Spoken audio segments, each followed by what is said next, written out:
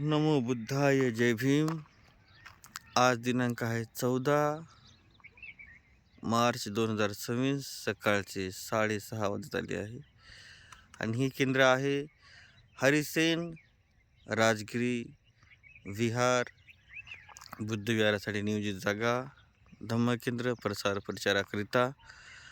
इथे अनेक असे धम्म उपक्रम राबवण्यात येणार आहे.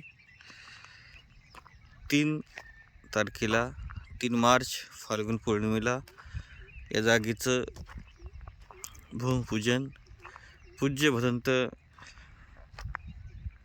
शासन क्रांती महास्थवीर जे भारत भ्रमण भिक्खू संघाचे संस्थापक अध्यक्ष आहेत आणि त्यांच्या या शाखेचे व्यवस्थापन कार्यभार पाहणाऱ्या माताजी भिक्खुनी शासन जनता यांच्या माध्यमातून, तसेच सद्धम्म सेवत असलेले पूज्य भंते शासन मैत्रेय या आणि इतर भिक्खू संघ आणि येथील समस्त ग्रामस्थ, आर के परिवार.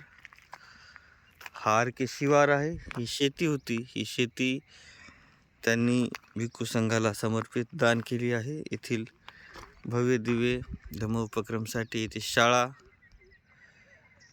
महाप्रजापती धम्म गार्डन असे अनेक उपक्रम राबवण्यात येणार आहे. हे सिल्लोडपासून औरंगाबाद जिल्ह्यामध्ये आता छत्रपती संभाजीनगर म्हणून ओळखल्या जाणाऱ्या या जिल्ह्यामध्ये सिल्लोड तालुका आहे. सिल्लोड तालुक्यापासून हे राजळवाडी गावाजवळ सुंदर असा हा गाव, सुंदर असा हा परिसर. येथे 24 तास देखील हवेचे तरंग आहेत आणि इथे धम्मतरंग देखील आहेत. तरी आपण या ठिकाणी यथाशक्ती हे धम्म केंद्र उभं राहण्याकरिता इथे आवर्जून प्रत्यक्ष भेट देऊन अथवा त्यांच्या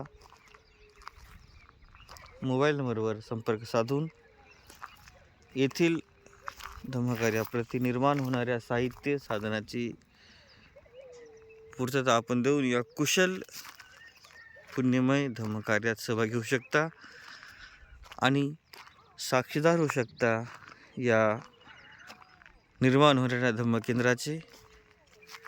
तर तुम्हा सर्वांप्रती मंगलकामना. या सर्व उपासक उपासिकांचं मंगल हो, ज्यांनी ही भूमी दान दिली भिक्खू संघास. समस्त आर के परिवार इथे जास्तीत जास्त करून आर के परिवार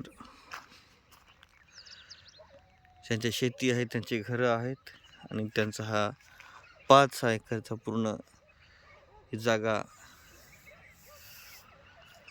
धम्माच्या प्रचारकरिता, केंद्र निर्माणकरिता, विहार आणि अनेक असे धम्म उपक्रम जे मनुष्याच्या हिताकरिता, सुखाकरिता, अर्थातच भगवान बुद्धाचा जो अतुलनीय धम्म आहे, बहुजन हिताय बहुजन सुखाय, याकरिता हे केंद्र लोकांच्या हिताकरिता, सुखाकरिता उपयोगात येणार आहे. तरी आपण सर्वांनी या ठिकाणी भेट येऊन येथील उपक्रमात सहाय्य करायचं आहे.